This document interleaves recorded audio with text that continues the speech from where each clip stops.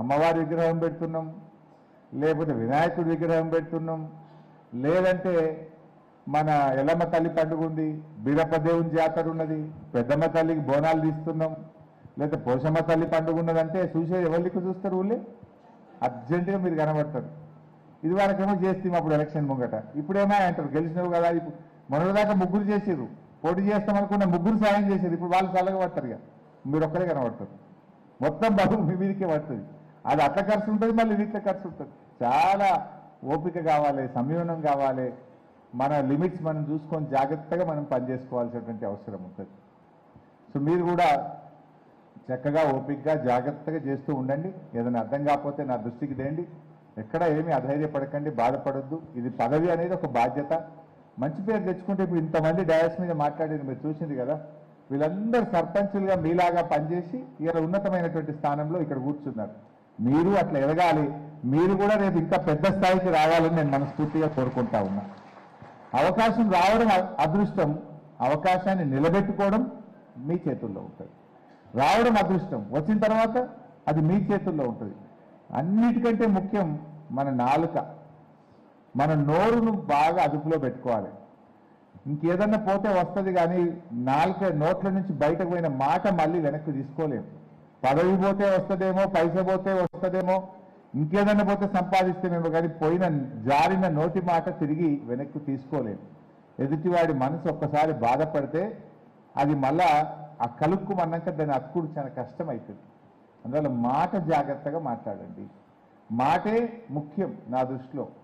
మాట మన మర్యాద, మన నడవడి, మన పనితనం అనేది నా దృష్టిలో నాలుగోది. ముందు మాట, నడవడి, మన మర్యాదనే అన్నిటికంటే ముఖ్యమైనది. దాంతోపాటు పని ఎట్లాగూ చేస్తాం. పని చేసినా మాట జారినామనుకో, నడవడిక బాగాలేదనుకో, లాభం లేదు. కొంతమంది సర్పంచులు, నేను పేరు చెప్పాను కానీ, నాతో పని చేసింది, మస్తు పని చేసింది. నేను ఎన్ని పైసలు అంటే అన్ని పైసలు ఇచ్చిన, మంత్రిగా ఉంటే ఫుల్ పైసలు ఇచ్చిన, బాగా డెవలప్ చేసింది. ఇక అసలు కాని పనే లేదు. మళ్ళీ నిలబడ్డారు సర్పంచ్. ఏమైంది? 30 ఓట్లు వచ్చినాయి, 60 ఓట్లు వచ్చినాయి. మరి ఎటువైనా డెవలప్మెంట్ అంతా? ఇన్ని రోడ్లు వేస్తేవి, గుళ్ళు కట్టివి, కుల సంఘాలు కట్టివి, మహిళా సంఘం కట్టివి, వాటర్ ట్యాంకులు కట్టివి, బుగ్గలు వేస్తేవి, ఐ మాస్క్ లైట్లు పెట్టివి, ఇన్ని చేసిన సర్పంచ్ మళ్ళీ నిలబెట్టే 50-60 ఓట్లు వచ్చినాయి. ఏమైందంటూ? నీ నడవడిక దెబ్బతిన్నది, నీ మాట ఎక్కడో పోయింది, నీలో ఒక అహంకారం అనే ఒక మార్పు వాళ్ళు చూసిండ్రు. నువ్వు ఎంత డెవలప్మెంట్ చేసినా బండకేసి కొట్టింది. అందువల్ల మాట మర్యాద, నడవడిక అనేది చాలా చాలా ముఖ్యమైంది. ఇందాక రవీందర్ రెడ్డి అన్నాడు నమస్తే నమస్తే కానీ అబ్బా నేనేమైపోయినా అనుకోవద్దు. అది ఒక నెగటివ్గా చెప్పొద్దు, కానీ ముళ్ళ కిరీటం లాంటిది. పదవి అనేది అందరికీ జవాబుదారీతనం ఉంటుంది. మనకు వీఆర్ మోర్ రెస్పాన్సిబుల్. నిన్నటిదాకా నీ భార్య పిల్లలకు, నీ భర్త పిల్లలకు ఎంత టైం ఇచ్చినావో రేపటి నుంచి అంత ఇయ్యలేవు. నువ్వు ఇంట్లో కొడుకు జ్వరం వస్తుంది, కానీ నీకు పదవి బాధ్యత ఉంది కనుక కొడుకు జ్వరం వచ్చినా నువ్వు పోయి పని చేయాల్సి వస్తుంది. కొన్ని సందర్భాల్లో తప్పదు. ఊళ్ళో ఎవరికో యాక్సిడెంట్ అయింది, ఊళ్ళో ఎక్కడ కులం ఏదో పండుగ ఉన్నదంటే కొడుకు జ్వరం వచ్చినా నువ్వు పని చేయాల్సి వస్తుంది. అట్లాంటి సందర్భాలు వస్తాయి ఇప్పుడు పదవిలో. ఇంట్లో భార్యకు జ్వరం ఉంటుంది, మనం పని చేయాల్సిన పరిస్థితి ఏర్పడుతుంది. అంటే పదవిలో అట్లాంటి కొన్ని ఛాలెంజెస్ కూడా ఉంటాయి. అట్లా ఎన్నో ఛాలెంజెస్ మేము కూడా ఎదుర్కొంటుంటాం. ఇంట్లో బిడ్డ బర్త్డే ఉంటుంది, కానీ సిద్దిపేటలో నాకు ఏదో పని పడితే పోలేము. కొన్ని సందర్భాల్లో బర్త్డేకి కూడా పోలేము, మనం ఫంక్షన్ కూడా కొన్ని సందర్భాల్లో పోలేము. It is responsibility. ఎందుకంటే మా ప్రజలు మన మీద అంత బాధ్యత పెట్టింది కనుక కొన్ని త్యాగాలకు కూడా సిద్ధపడాల్సి వస్తుంది. కొన్నిటిని వదులుకోవాలి. మన వ్యక్తిగతమైనటువంటి విషయాలు కానీ, వ్యక్తిగతంగా మన కుటుంబ పరంగా ఉండే బాధ్యతల్ని కూడా అవసరమైతే కొన్ని సందర్భాల్లో మిస్ అవుతుంటాం. అప్పుడే మనకు మంచి పేరు వస్తుంది, అప్పుడే ప్రజలు మనను గౌరవిస్తారు, ప్రజలు మనను ప్రేమిస్తారు. సో అట్లా చక్కగా ముందుకు పోదాం. ఇది ఓన్లీ బిగినింగ్. ఇవాళ యాక్చువల్గా మళ్ళొకసారి మీతో మంచి కూర్చుంటుంది, నేను మండల్ వైజ్ కూర్చొని మీ మాటలన్నీ కూడా విని మీతో ఇంకా డీటెయిల్గా కూడా మంచిగా ఒక్కొక్క మండలం మన క్యాంప్ ఆఫీస్తో కూర్చొని వచ్చినప్పుడల్లా ఒక మండలంతో కూర్చుందాం, మాట్లాడుకుందాం. మంచి డీటెయిల్గా మాట్లాడి అధికారులను కూడా మీకు పరిచయం చేసి పని ఎట్లా తీసుకోవాలి, పని ఎట్లయితుంది, ఏ పని ఎట్లా తీసుకోవాలి, వాటి మీద వివరంగా మండల్ వైజ్ కూర్చోబెట్టి మీకు ఇంకా నేను వివరిస్తా, మీకు గైడ్ చేస్తా. మనం కలిసి ముందుకు పోదాం. మరొకసారి మీ అందరికీ పేరు పేరున శుభాకాంక్షలు, అభినందనలు. ఇప్పుడు ఒక్కొక్క మండల్ వైజ్ పిలుచుకుంటారు. ఇంకొక మాట, చివరి మాట మర్చిపోయినా, గెలిచినాం కదా మనందరం, మీ మీద ఓడిపోయిన వాళ్ళు ఉంటారు. డెఫినెట్గా బాధ ఉంటుంది, ఫ్రస్ట్రేషన్ ఉంటుంది. మీకు ఎట్లా ఒకట్లా గీత పెట్టాలని చూస్తుంటాడు. చిన్న గీత తప్పు దొరికితే ఇంత పెద్దగా చూపిస్తారు. అయితే నేను కూడా మీతో కోరేది, గెలిచిన తర్వాత మనం అన్నీ వదిలిపెట్టాలి. వాళ్ళకు కూడా మీకు మాజీ సర్పంచ్లు ఉంటారు, మాజీ ఎంపీటీసీలు ఉంటారు. ఇది ఏముంది ఇంత మర్యాదగా అన్నా బాగున్నావి అంటే అయిపోయాయి.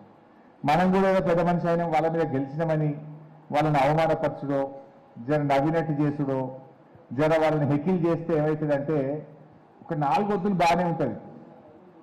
ఒక 6 నెలల తర్వాత ఏమవుతుంది, ఇక ఆడు ఏదో మోరీ తీయకపోతే అది ఫోటో పెట్టుకుంటాడు గ్రూప్లో, గ్రామ పంచాయతీ గ్రూప్లో వేసేస్తాడు. ఏదో చిన్నది ఎత్తుతూ ఉంటారు, వేస్తూ ఉంటారు. అందువల్ల నేనేమంటా అంటే ఓడిపోయిన వాళ్ళని కూడా మనం అట్లా తక్కువ చూడకూడదు. గెలిచింది, ప్రజలు నీకు అవకాశం ఇచ్చింది, అయిపోయి ఇక వాళ్ళకు కూడా మర్యాద ఇయ్యింది. నేను వాళ్ళకు కూడా చెప్తున్నా, అరే బాబు ఓడిపోయినామని మీరు అట్లా సతాయించద్దు. గ్రామ అభివృద్ధి ముఖ్యం, గ్రామం ముఖ్యం. మీరు కూడా కొంత ఓపిక తెచ్చుకోవాలి. ప్రజలు మీరు అవకాశం ఇవ్వనప్పుడు దాన్ని ఫీల్ కావద్దు. భవిష్యత్తు కోసం ఇంకా ఓపికగా పనిచేయండి. ఎలక్షన్లు అయిపోయినాక ఇక రోజు రాజకీయం చేయదు ఊళ్ళే అని నేను వాళ్ళకు చెప్తుంటా అప్పుడప్పుడు కలిసినప్పుడు. మీకు కూడా నేను చెప్పేది ఏంటంటే మనం కూడా అందులోకి పోవద్దు. ఆ ఓడిపోయిన వాళ్ళను కూడా వదిలేసి మన పని మనం చేసుకుంటూ పోదాం. కనబట్టి మర్యాదగా మాట్లాడండి, ప్రేమగా మాట్లాడండి. ఇది కూడా నా చిన్న సూచన. సర్పంచ్ ఉప సర్పంచ్ మధ్య కూడా రిలేషన్ బాగాలేకపోతే కూడా గ్రామ పంచాయతీలో చాలా చిక్కులు వస్తాయి. వీలైనంత వరకు వాళ్ళని కూడా కలుపుకొని పోతేనే, సమన్వయంతో పనిచేస్తేనే గ్రామ అభివృద్ధి బాగుంటుంది. ఉప సర్పంచ్ గౌరవం ఉప సర్పంచ్కి ఇవ్వండి, సర్పంచ్ గారి గౌరవం సర్పంచ్కి ఇవ్వండి. కలిసిమెలిసి పనిచేయగలిగితే అద్భుతమైనటువంటి ఫలితాలు మనం సాధించగలుగుతాం. ఇందాక కొంతమంది చెప్పిన నేను 3 సార్లు సర్పంచ్ అయ్యిండు, 4 సార్లు సర్పంచ్ అయ్యిండు, సెకండ్ టైం యునానిమస్ అయ్యిండు అని ఎందుకు చెప్పినా, వాళ్ళు దే ఆర్ ద ఎగ్జాంపుల్స్, అంటే వాళ్ళు సక్సెసెస్. అట్లా మీరు కూడా సక్సెస్ కావాలి, అట్లా మీరు కూడా పేరు తెచ్చుకోవాలని కోరుకుంటూ జై తెలంగాణ.